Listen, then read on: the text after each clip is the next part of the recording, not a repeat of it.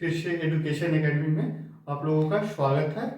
आज हम पढ़ेंगे ऐतिहासिक पृष्ठभूमि को विस्तारित रूप में, मतलब बहुत ही विस्तार से हम ऐतिहासिक पृष्ठभूमि को समझेंगे। आज हम पढ़ेंगे संविधान का ऐतिहासिक पृष्ठभूमि।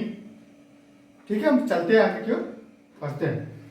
क्या हमें पढ़ना? संविधान के ऐतिहासिक पृष्ठभूमि को पढ़ेंगे।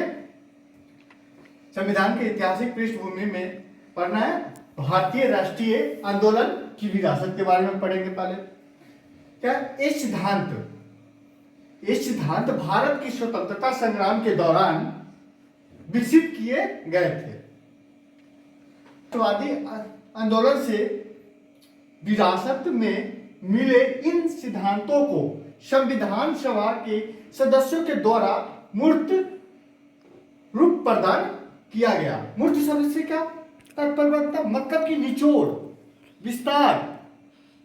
ठीक है, विस्तार रूप में क्या किया गया? प्रदान किया गया। ठीक है, उसके बाद राष्ट्रीय आंदोलन से मिले सिद्धांतों का सबसे अच्छा सारांश जो कि संविधान सभा में लाया गया। किसने लाया? तो पंडित जवाहरलाल नेहरू ने। कब लाया गया? तो 1946 ईस्वी में लाया गया। ठीक है, इस उद्देश्य प्रस्ताव इसमें संविधान को क्या किया गया? आकांक्षाओं और मूल्यों को रखा गया। आज हम संविधान के अगले टॉपिक की ओर चलते हैं। आज हम पढ़ेंगे संविधान के अधिनियम एवं प्रावधान के बारे में। संविधान में 13 अधिनियम और 13 प्रावधान है। इस चीज को हम आगे पढ़ते हैं। पहला संविधान के अधिनियम को हम पढ़ेंगे। पहला अधिनियम पढ़ेंगे। पहला अधिनियम कब हुआ था इसके बारे में हम जानकारी एकत्रित करेंगे। ठीक है, तो हम चलते हैं 1773 का रेगुलेटिंग एक्ट अधिनियम पढ़ेंगे। अभी हम कौन सा पढ़ेंगे? 1773 के रेगुलेटिंग एक्ट अधिनियम के बारे में जानेंगे। 1773 के रेगुलेटिंग एक्ट अधिनियम के तहत क्या क्या बदलाव किए गए, इस चीज पे हम फोकस कर रहे हैं। पहला था कि बंगाल के क्या था? बंगाल के गवर्नर को बंगाल का गवर्नर जनरल बना दिया गया और बंगाल के प्रथम गवर्नर जनरल वारेन हेस्टिंग्स थे।